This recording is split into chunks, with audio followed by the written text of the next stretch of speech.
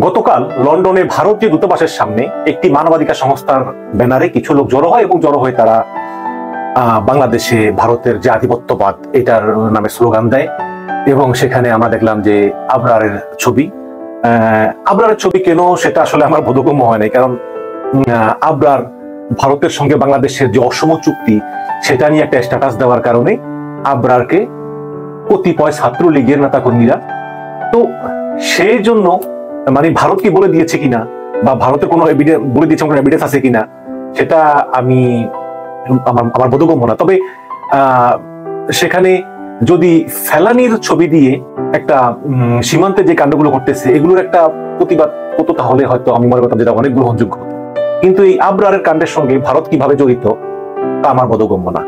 যাই হোক, আমি গতকালকে লিখেছিলাম যে সেখানে 25 থেকে 30 জন লোক হয়েছে, হয়তো 25-30 বা 5 জন 10 জন এদিক ওদিক এর বেশি কম হতে পারে, বাট ওই রকম কোনো লোক নেই। দেখুন, আমি তো সুযোগ পেলেই বিএনপির বিভিন্ন প্রোগ্রামে যাই, মাঝে মধ্যে, সব সময় না, কাজ থাকে তো, ব্যস্ত জীবন।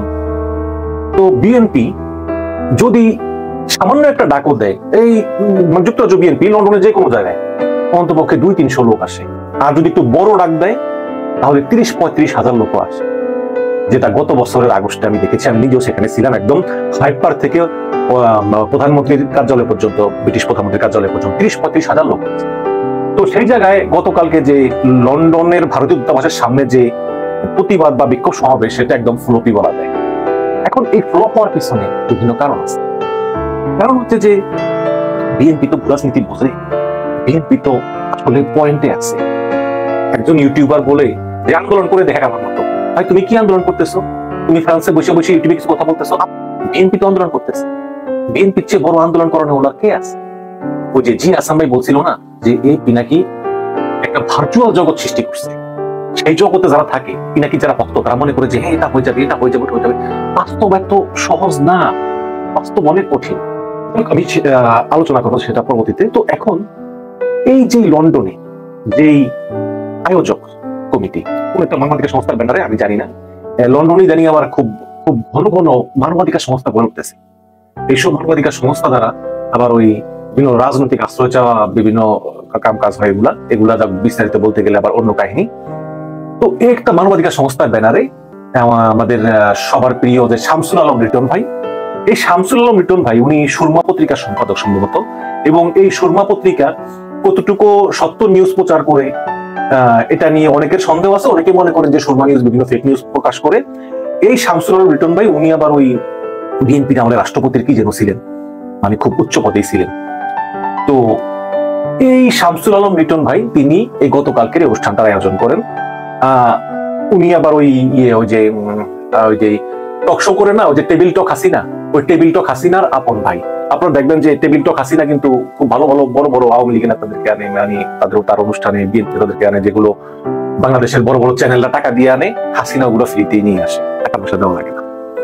আর বাংলাদেশের চ্যানেলগুলো তো ওই গাড়ি দিয়ে গিয়ে বাসা থেকে নিয়ে আসে, কিন্তু হাসিনার কথায় তারা ওই যে বাসা থেকে নিজেদের মোবাইল ব্যবহার করেই তারা বসে পড়ে।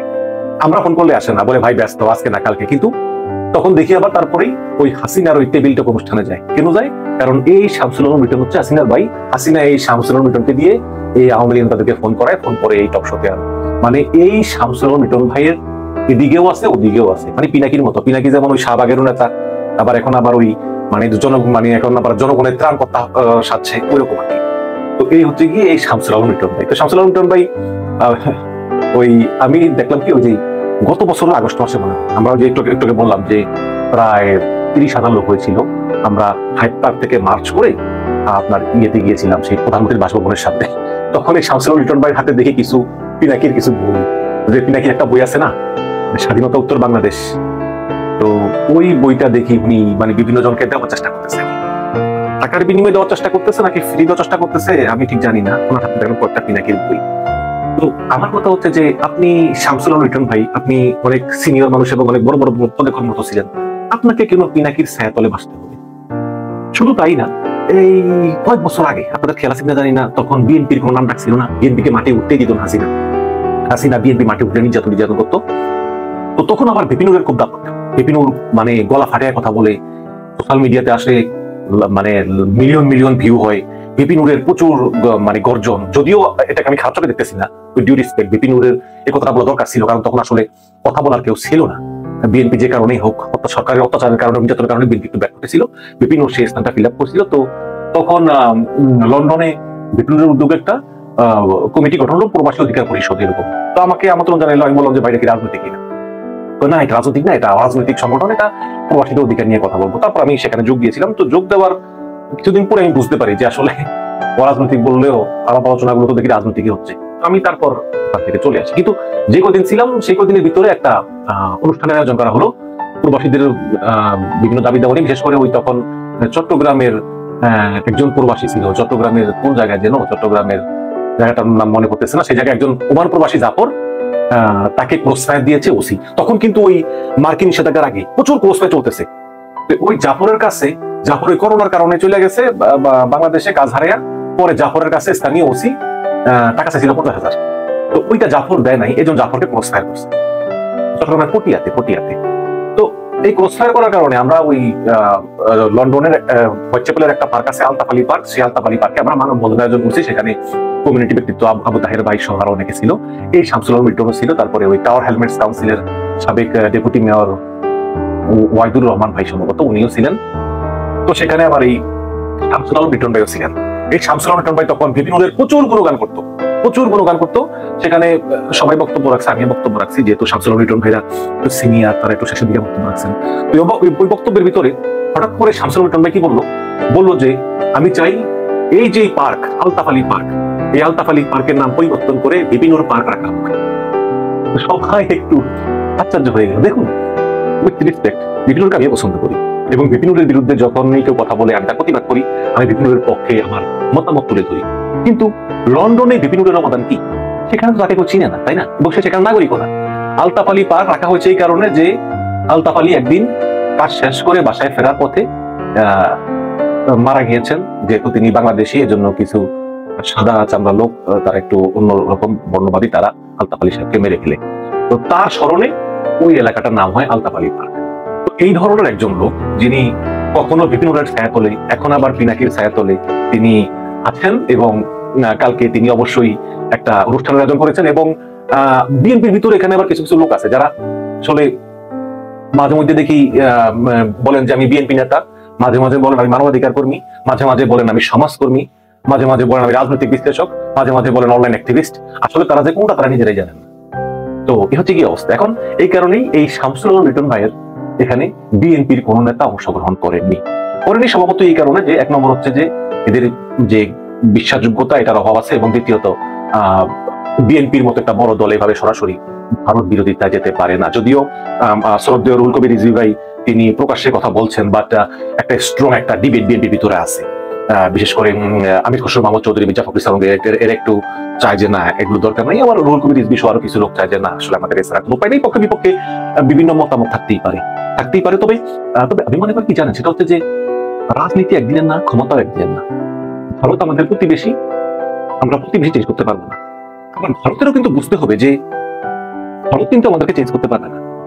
অনেকেই বলে যে ভাই আপনি না, এই প্রকাশ্যে নরেন্দ্র মোদীর বিরুদ্ধে অনেকবার কথা বলেছি, এবং আমি মনে করি যে এইবারের নির্বাচনে যদি নরেন্দ্র মোদী আবার ক্ষমতায় আসে, তাহলে আমরা তো আমাদের ভোটাধিকার হারাইছি আরো বহু আগে। ভারতের জনগণ তাদের ভোটাধিকার দেখা যাক কি হয়। তবে ব্যক্তিগতভাবে চাই না নরেন্দ্র মোদী ক্ষমতা আসুক। তবে নরেন্দ্র মোদী ক্ষমতা আসুক আর কংগ্রেস ক্ষমতায় আসুক, বাংলাদেশের বিষয়ে তাদের নীতি কিন্তু পরিবর্তন এমনিতে নিতে হবে না। মানে ওই দল ক্ষমতা আসলে পরিবর্তন হবে তা না। যেমন 14 সালে কিন্তু কংগ্রেস ক্ষমতায় ছিল, এই শেখ হাসিনা কিন্তু তখনই কিন্তু হাসিনার এই অবৈধ সরকারের যাত্রা শুরু। তো এই কারণে আমি বলবো যে রাজনীতিতে শেষ কথা বলতে কিছু নেই। গত 15 বছরে শেখ হাসিনা যেভাবে ক্ষমতায় আছে তার জন্য প্রধানত দুইটা দেশ দায়ী, ভারত এবং চীন। এই যে নির্বাচন, আজকে ওবায়দুল কাদের বলতেছে যে আমাদের সরকার হঠাৎ ষড়যন্ত্র হচ্ছে। দেখুন, এই ওবায়দুল কাদের লজ্জাও করে না যে একটা ইতিহাসে জঘন্যতম নির্বাচনে 30,000 বিএনপির লোককে জেলে রেখে মুক্তি সুষ্ঠু হয়েছে। যাই হোক, সেই নির্বাচন সম্পন্ন হওয়ার পরে ভারতের হাইকমিশনার এবং চীনের রাষ্ট্রদূত, ভারতের হাইকমিশনার প্রণব আর চীনের রাষ্ট্রদূত ইয়াওয়েন একদম ভোরে গিয়ে ফুল নিয়ে দাঁড়িয়ে আছে। 18 সালের নির্বাচনও তাই হয়েছে। সুতরাং এভাবেই হবে, কিন্তু বিএনপির উচিত হবে যে শেখ হাসিনার বিরুদ্ধে আন্দোলন জোরদার করা, কিন্তু ভারত, চীন, আমেরিকা সবার সঙ্গে সুযোগ রাখা। ওই যে আমেরিকা বলবে ভারতের সঙ্গে সুসম্পর্ক রাখো, চীনের সঙ্গে বরিতা করো, না এগুলো দরকার নেই। সবার সঙ্গে বন্ধুত্বপূর্ণ সম্পর্ক বজায় রাখতে হবে। আমি শুনেছি যে চীনে বিএনপি একটা প্রতিনিধি দল পাঠাবে, যদি পাঠায় সেটাও ভালো, কারণ এটাই হচ্ছে নিয়ম। ভারত, চীন, আমেরিকা কেউই কিন্তু আমাদের শত্রু না। এরা সাম্রাজ্যবাদী শক্তি, এরা এই হাসিনা ক্ষমতা আছে, হাসিনার সঙ্গে হাসিনা চলে গেলে এরাও চলে যাবে। বঙ্গবন্ধুর মৃত্যুর পরে এই ভারতীয় হাই কমিশনার কিন্তু ওই প্রথম ফুল দিয়ে সূর্য দাঁড়িয়েছিল, ওই যে খন্দকার মুস্তাকে, ইতিহাস আমরা বলি না। তো এই হচ্ছে কি অবস্থা। এখন এগুলো না করে এই ভারতীয়, আমি তো বলি নাই কখনো যে ভারতের বিরুদ্ধে সমালোচনা করবেন না। বাংলাদেশের প্রতি ভারতের যে নীতি, এই নীতির বিরুদ্ধে আমাদের কথা বলতে হবে, আমাদের সংগ্রাম করতে হবে, এটা হচ্ছে বাস্তবতা। এখন এগুলো না করে এই ভারতীয় পণ্য বয়কট, দেখুন আমি আগে বলেছি যে ভারতীয় পণ্য বয়কটে অর্থনৈতিক ভাবে এটা মেইন ব্যক্তি ভারতের সরকার, কারণ এত বড় অর্থনীতিকে চাপা দেওয়ার ক্ষমতা আমাদের নাই। যদি সরকার চাইতো, বাংলাদেশ সরকার চাইতো, তাহলে কিছুটা হইতো। সাধারণ জনগণ ওই প্যারাসুট, রূপচাঁদা, সুপারমার্কেট কিছু জিনিস, এগুলো তো আসলে যে বড় বড় পণ্য এরা আমদানি করে আনে।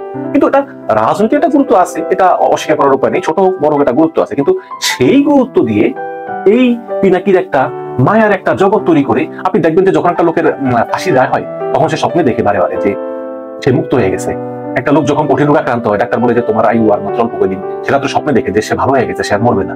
মানে একটা কল্পনায় আসে, যেটা সে সারাদিন কল্পনা করে সেটা আসে। তো বাংলাদেশের জনগণ আসলে এতই হতাশ, এই হাসিনা 14 বছর ধরে শাসন করতেছে, কারণ বাংলাদেশের জনগণ একটু হতাশ। এই হতাশ জনগণের ভিতরে এরা মায়া জাল ছড়াচ্ছে, একটা মায়া জাল ছড়াচ্ছে, একটা বিভ্রান্তি তৈরি করতেছে, যার বাস্তবে কোনো অস্তিত্ব নেই, যেগুলো হচ্ছে ভার্চুয়াল রিয়েলিটি। বাস্তবতা এত সহজ না। বাস্তবতা কি সেটা বিএনপি বোঝে, বিএনপির লোকজন বোঝে, তারেক রহমান বোঝে, এবং সেভাবেই বিএনপিকে আগাতে হবে। সবার সঙ্গে সুসম্পর্ক, ভারতের সঙ্গে, চীনের সঙ্গে, আমেরিকার সঙ্গে, সবার সঙ্গে সুসম্পর্ক উন্নয়নের চেষ্টা করে করে হাসিনাকে চাপ দিতে হবে, হাসিনাকে চাপ দিয়ে সরাতে হবে।